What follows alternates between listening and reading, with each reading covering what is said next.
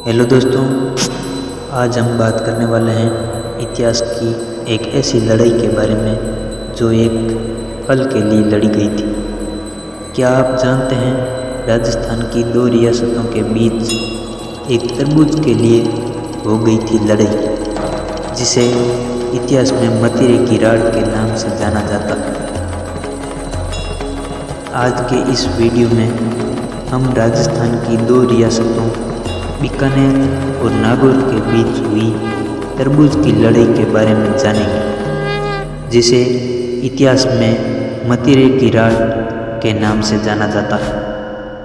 तो आइए जानते हैं मतीरे की राड़, इसमें प्रयुक्त हुए शब्द आप सभी को बहुत अटपटे लग रहे होंगे कि ये कैसे शब्द हैं। इनके बारे में तो हमने पहले कभी नहीं सुना।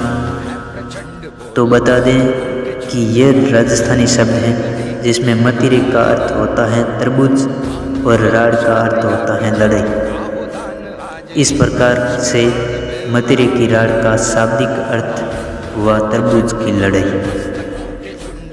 राजस्थान के इतिहास से भला कौन नहीं वाकिफ है। राजस्थान में बहुत से वीर योद्धा पैदा हुए और अपनी सरजमी की सुरक्षा के लिए ऐतिहासिक लड़ाइयाँ लड़ते हुए शहीद हो गई। शहीद होकर वो सभी हमेशा के लिए इतिहास के पन्नों में अमर हो गई। इसी प्रकार की बहुत सी ऐतिहासिक लड़ाइयों के बारे में आप सभी ने इतिहास में पढ़ा होगा और सुना होगा। लेकिन राजस्थान की दो रियासतों के बीच एक तरबूज के लिए लड़ाई गई थी, जिसे मतीरे की राड़ के नाम से जाना जाता है। ये बात सुनकर आप सभी को बहुत ही अटपटा और हास्यास्पद लग रहा होगा, लेकिन यह सत्य है कि मतीरे की राड़ दुनिया की एकमात्र ऐसी लड़ाई है जो केवल एक पल के लिए लड़ी गई थी, और इस लड़ाई में हजारों सैनिक शहीद हो गए थे। तो आइए अब इस लड़ाई के बारे में जान लेते हैं। तो बात 1644 ईस्वी की राजस्थान की दो रियासतों बीकानेर और नागौर की है। बीकानेर रियासत का सेलवा गांव और नागौर रियासत का जाखानिया गांव, जो कि एक दूसरे के समानांतर स्थित थे।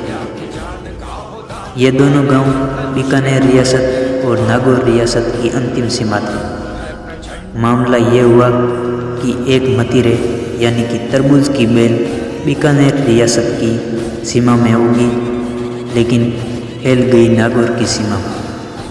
कुछ दिन बाद उस पर एक मतीरा यानी तरबूज लग गया। बीकानेर का दावा था कि बेल हमारे इधर लगी है, इसलिए तरबूज हमारा है। वहीं नागौर का दावा था कि फल तो हमारी ज़मीन पर खड़ा पड़ा है, इसलिए फल हमारा है। इसी बात को लेकर दोनों रियासतों में बहस हो गई और बहस ने रूप ले लिया था लड़ाई का। मतीरे के हक को लेकर दोनों पक्ष आपस में भिड़ गए और ये लड़ाई धीरे धीरे युद्ध में परिवर्तित हो गई। पहले तो इस युद्ध में किसान लड़ रहे थे, बाद में इसमें दोनों रियासतों के सैनिक भी शामिल हो गए थे।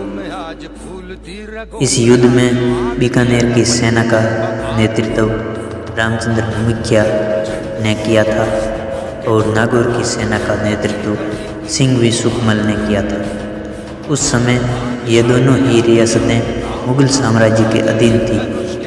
अब जब अधीन थी ही तो इन दोनों की ही रियासतों को मुगल साम्राज्य के हिसाब से ही काम करना पड़ता था। उस समय बीकानेर रियासत के शासक थे राजा करण सिंह, और वे मुगलों के लिए दक्षिण अभियान पर गए हुए थे। वहीं दूसरी रियासत नागौर के शासक राव अमर सिंह थे। राव अमर सिंह भी मुगल साम्राज्य की सेवा में व्यस्त थे।